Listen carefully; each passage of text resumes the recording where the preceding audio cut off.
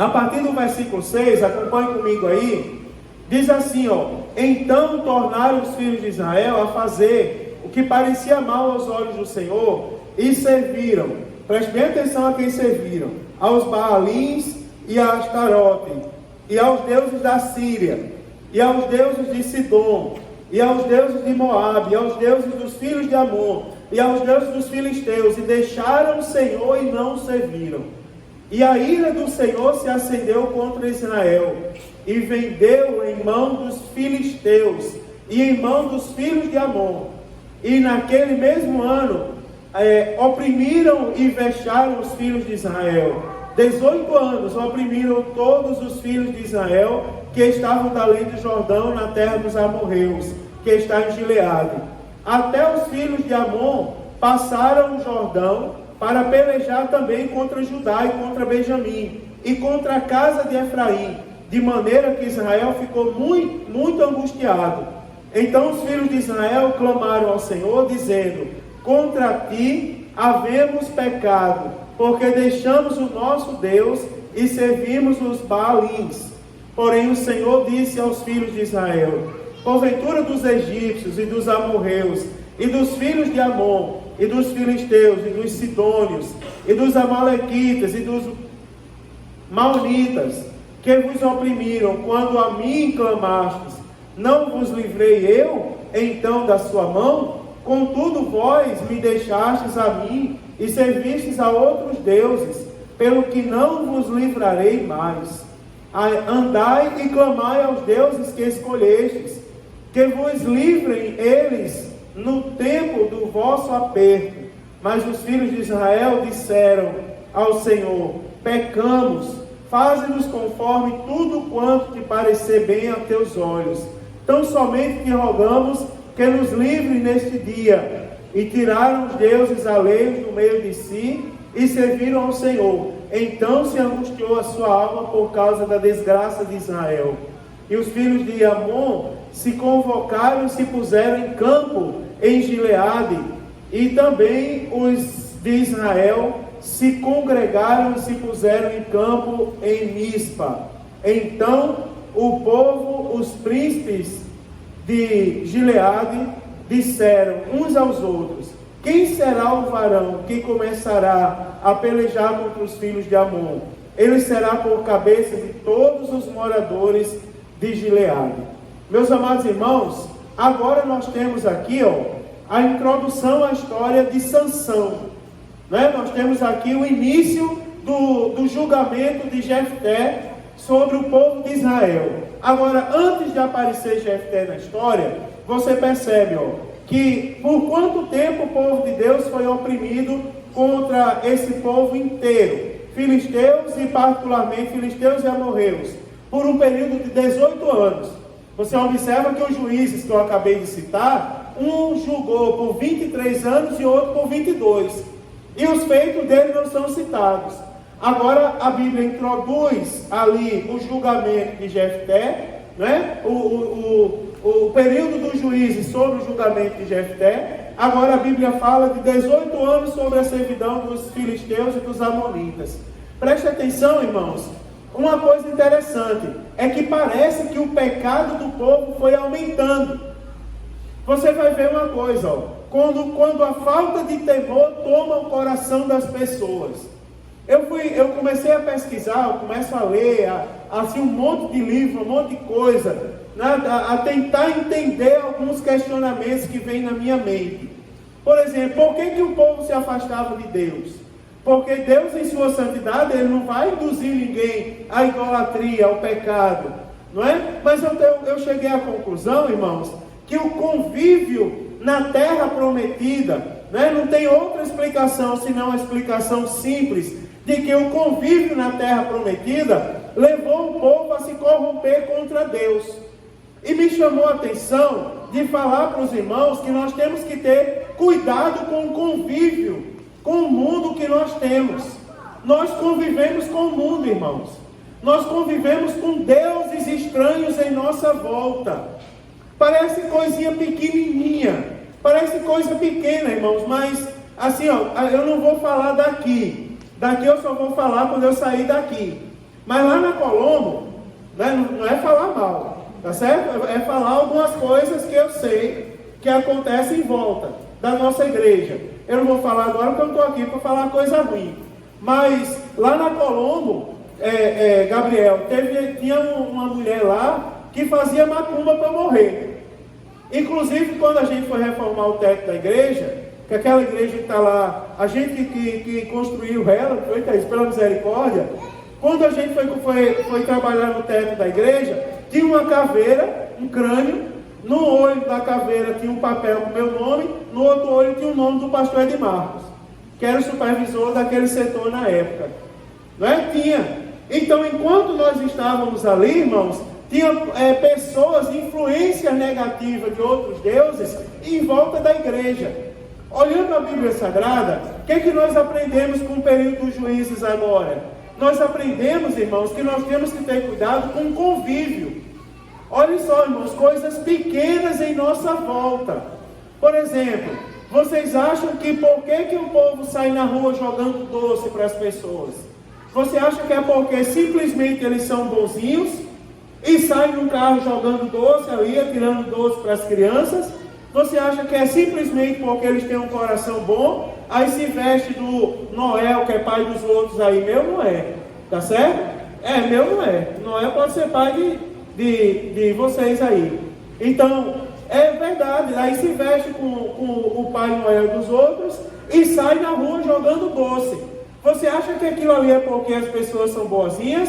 A maioria daqueles doces são sacrificados a ídolos. Parece uma coisa, irmãos, assim, chocante.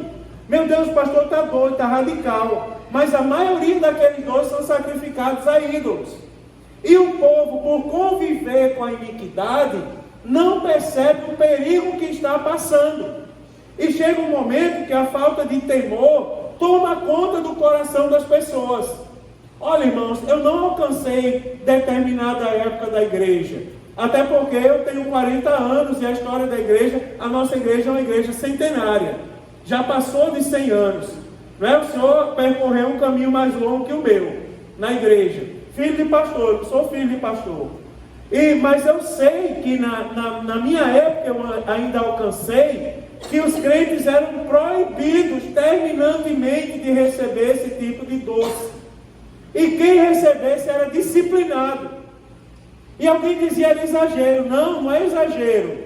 Irmão Carlinho alcançou alguma época dessa. Irmão Carlinho é da época que era proibido tocar bateria na igreja. Foi um dos que foi perseguido porque começou a querer tocar bateria e sofreu um monte por causa disso.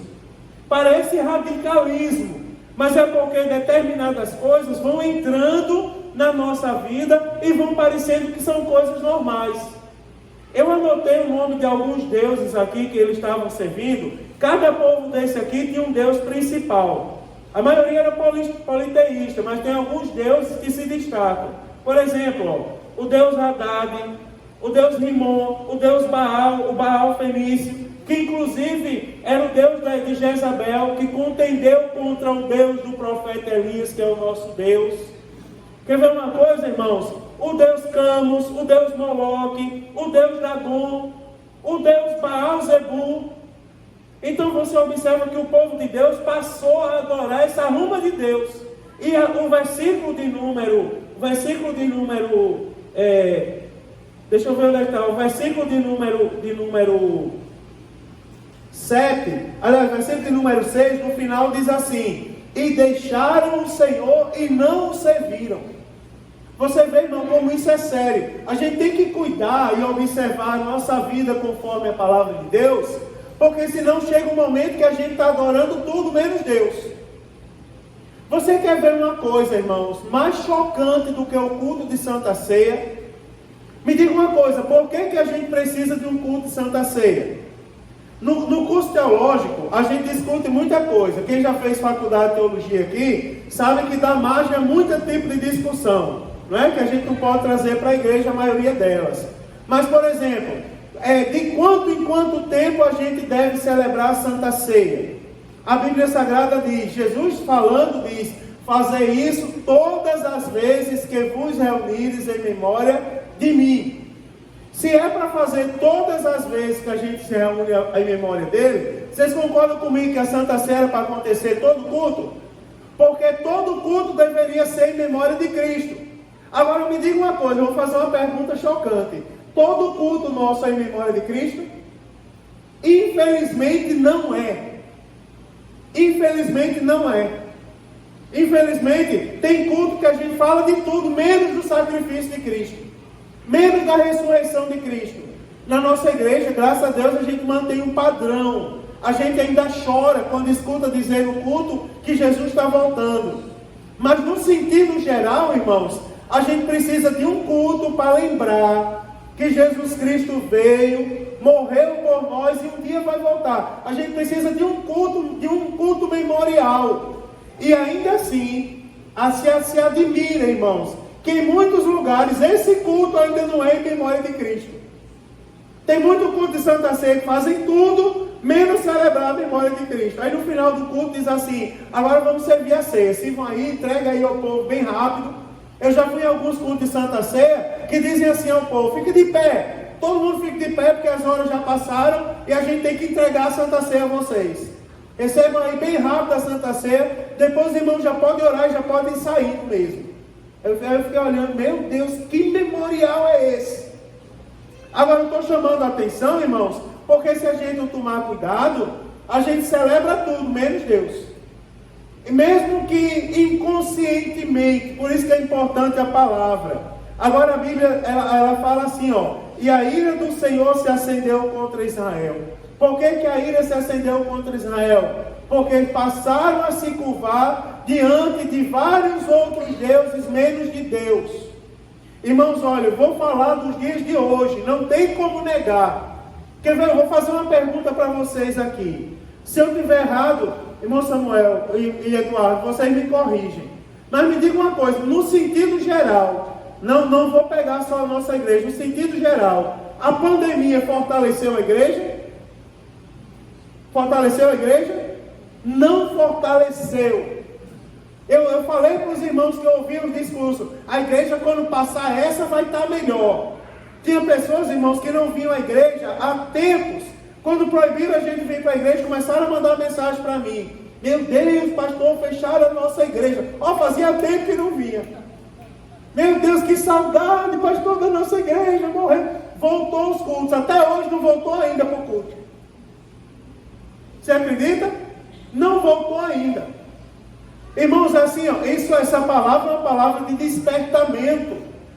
A gente começou o culto hoje com um momento de intimidade com Deus, um momento de adoração.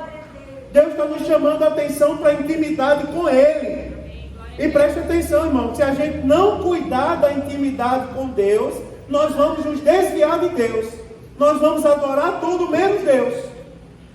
Preste atenção, porque tem pessoas que dizem assim, olha, deixa eu ensinar os irmãos. Quando eu digo tem pessoas, eu não estou querendo acusar ninguém. Eu estou querendo vacinar a igreja. Porque tem pessoas que dizem assim, pastor, eu ainda curto a musiquinha do mundo. Pronto. Mas lá vem o pastor com essa história, eu vou dizer, eu ainda curto o cantorzinho ali do mundo. Eu ainda curto o cantor do mundo, ainda curto um palavrãozinho, não tem problema. Ainda curto uma dosezinha de vinho com álcool. Irmão, Deus tenha misericórdia da nossa vida. Deus tenha misericórdia, irmão, de todos nós. Viu? Olhe para cá. Deus tenha misericórdia da nossa vida. Elimine os deuses estranhos da sua vida. Porque a Bíblia diz que o povo da convivência, eles começaram a servir tudo. E deixaram Deus.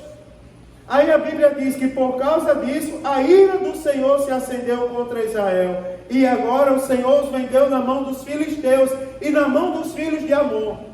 Irmãos, preste atenção.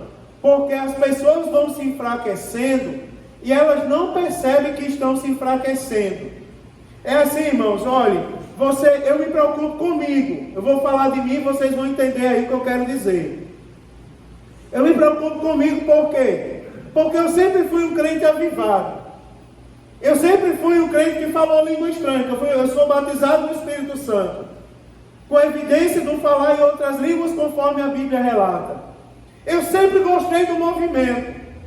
E eu sou um camarada extremamente que me cobro a cada instante. Chega a dar agonia em mim mesmo, de tanto eu me cobrar. Eu me acho chato comigo mesmo. Imagina os outros. Porque eu tenho hora que eu paro e digo, Senhor, por que faz tempo que eu não sinto a presença de Deus? Daí eu vou lutar pela presença de Deus. Eu vou dobrar o meu joelho. Eu dobro o meu joelho às vezes de madrugada. E eu faço um propósito com Deus. Senhor, não me permite me levantar daqui sem que seja falando línguas estranhas na tua presença. Você está entendendo, irmãos? Nós temos que ter essa percepção. Olhe para você. Por exemplo, você cantava muito na igreja, era usado no louvor. Por que não é mais? Você pregava, as mensagens que você pregava eram mensagens que movimentavam a igreja. Por que não é mais? Porque precisa, irmãos, voltar-se para Deus novamente. Aí a Bíblia diz assim, olha que coisa interessante. É porque o versículo 9 começa com uma expressão assim, da situação deprimente que estava o povo de Deus nessa época. Eles estavam tão deprimentes que a Bíblia diz assim, até os filhos de Amon, olha só o que diz o versículo 9, até os filhos de Amon passaram o Jordão para pelejar também contra Judá e contra Benjamim e contra Efraim, de maneira que Israel ficou muito angustiado. Você já viu quando uma coisa começa com a palavra até? É assim, é como se dissesse, meu Deus, aquela pessoa está tão fraca que até uma criança derruba ela. É o que estava acontecendo com o povo de Deus. Até os filhos de Amon passaram o Jordão, porque disseram, vamos lá, porque a gente vai pegar os filhos de Israel e a gente vai fazer tudo de bobo. Por quê, irmãos? O povo que estava em volta sabia o segredo do povo de Israel. O segredo do povo de Israel era revelado. E qual era o segredo do povo de Israel? Por que as nações que estavam em volta não prevaleciam contra eles? Porque eles serviam ao Deus verdadeiro. Concorda comigo? Eles serviam um Deus verdadeiro. Quando eles souberam que Israel se desviou, que o povo de Israel começou a adorar uma série de outros deuses, cada um mais terrível que o outro, que não era o Deus verdadeiro, que eles disseram, agora a gente pode prevalecer contra Israel. Agora a gente pode angustiar eles, sugar eles o máximo, acabar com a vida deles, porque eles deixaram Deus. Irmãos, está aqui mais um aviso para a nossa vida. Aconteça o que acontecer, não deixe Deus. Não deixe Deus. Hoje eu recebi uma ligação de uma pessoa que congregou conosco. Eu posso dizer o nome, porque ele autorizou também. Adriel, lembra de Adriel? Você lembra do testemunho de Adriel aqui nessa igreja? O senhor lembra, irmão Samuel? Como foi emocionante. Ele dizendo quando ele estava na cadeia, que ele fazia culto, não é? E a maneira como Deus ouviu a oração que ele fez na cadeia, que de repente chegou alguém para tirar ele da cadeia de uma maneira assim. Ele ligou para mim hoje para lembrar disso. Pastor, estou com saudade do senhor. Digo, eu com você, rapaz. Aí ele começou a contar. Lembra, pastor, do testemunho que eu contei? Porque agora você imagina, irmãos, as pessoas passaram a respeitar Adriel por causa daquela situação. Porque viram Deus livrar Adriel da cadeia. Agora, se ele se desviar de novo, o que é que as pessoas vão dizer? É um ser desprezível outra vez. Não tem Deus, porque se desviou. O que guardava ele não guarda mais. Sabe por quê? Não é porque Deus seja ruim, não. É porque ele fez a escolha de não querer mais a proteção de Deus. Quando o homem peca, irmãos, ele escolhe não querer mais Deus. E a Bíblia diz, Israel ficou angustiado. Agora, por que a angústia do coração? É porque Deus era ruim? Não, irmão. Deus manda alguém tomar cachaça? Não manda. Deus manda alguém mentir? Não manda. Deus manda alguém fazer e desfazer fora? Não manda. A escolha é do povo. Agora, quando o povo escolhe esses caminhos, irmãos, no coração, no lugar de vir a alegria do Espírito Santo, vem a angústia das obras da carne. O remorso depois.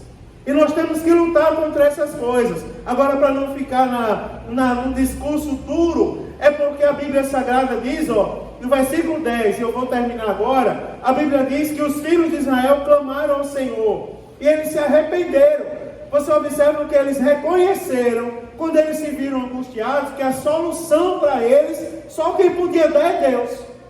A solução para a nossa situação de angústia só é Deus, irmão. Só Deus pode nos livrar dessa situação.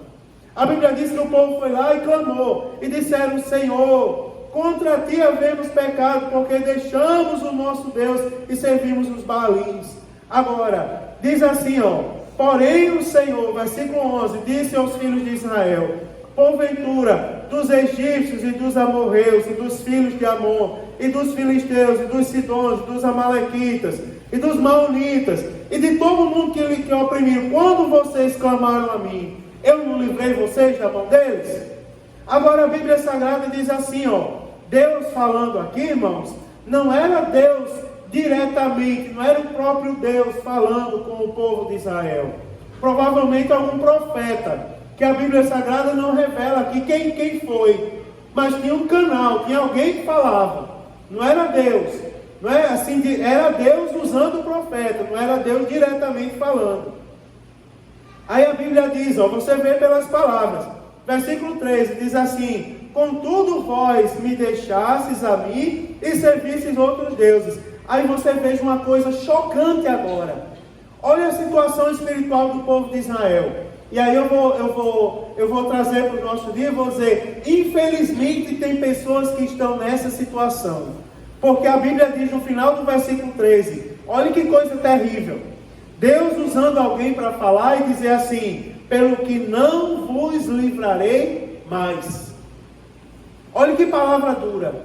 Vocês não serão mais livrados.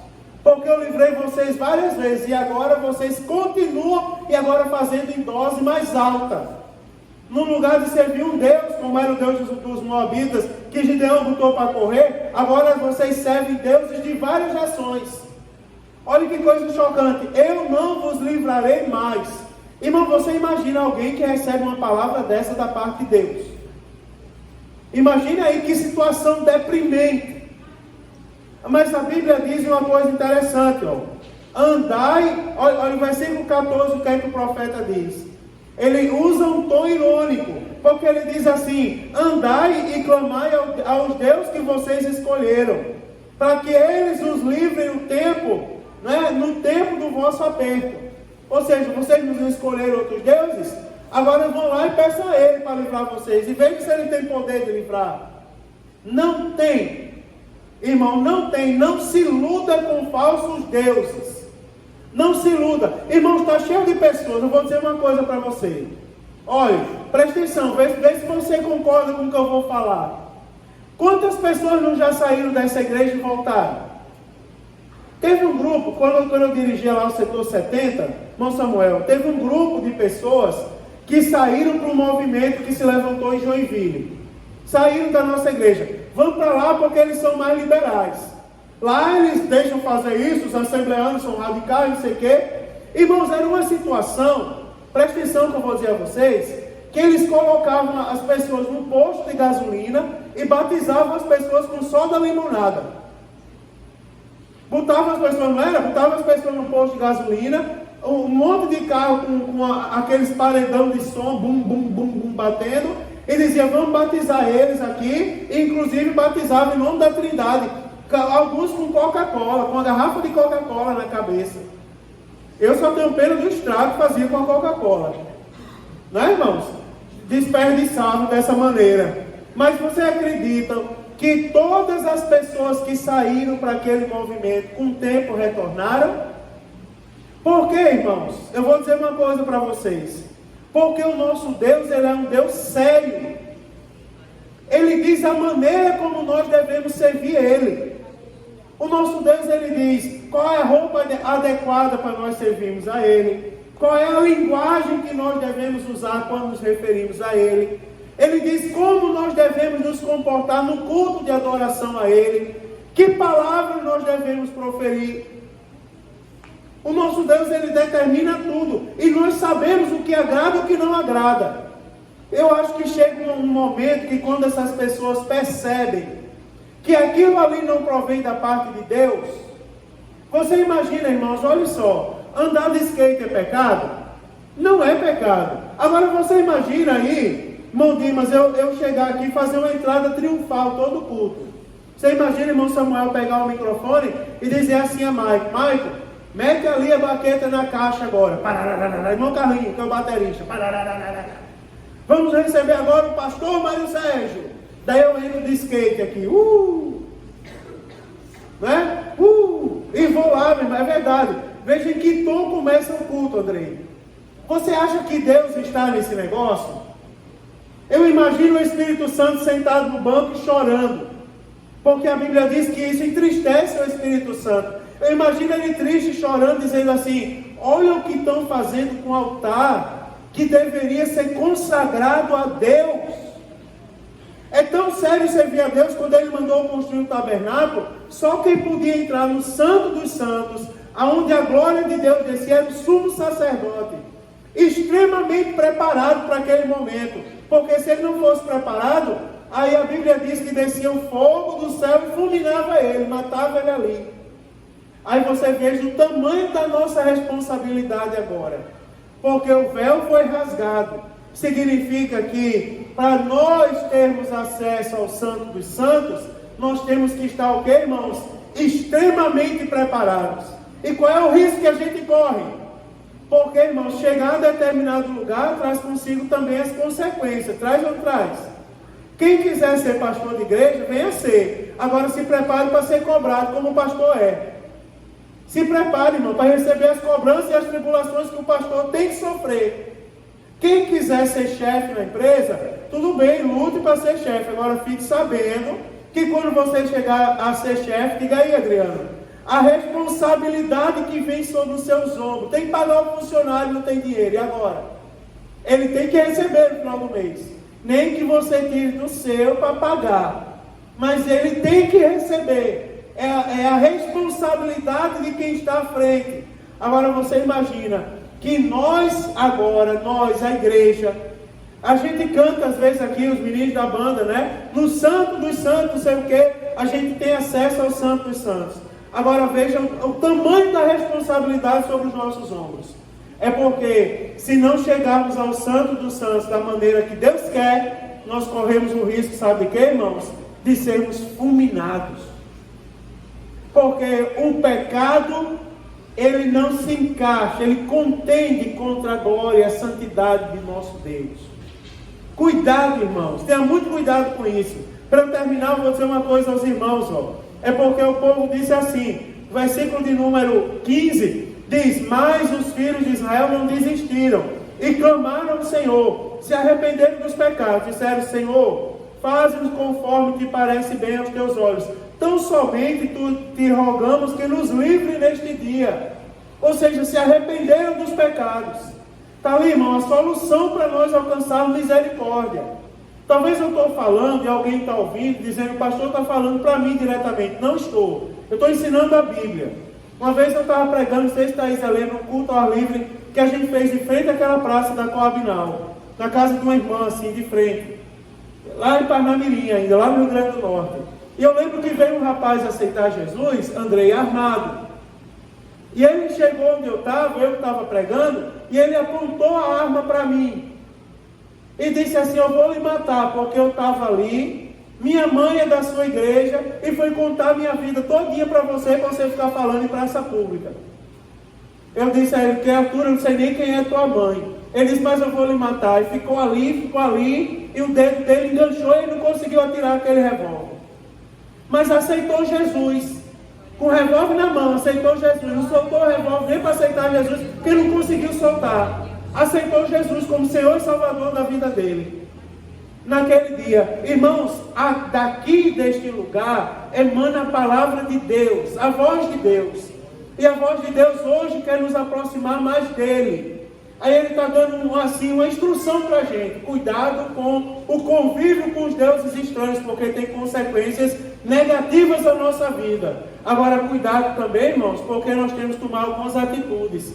Se errou, se arrependa, porque a mesma Bíblia diz: o que se arrepende e deixa, esse alcança misericórdia.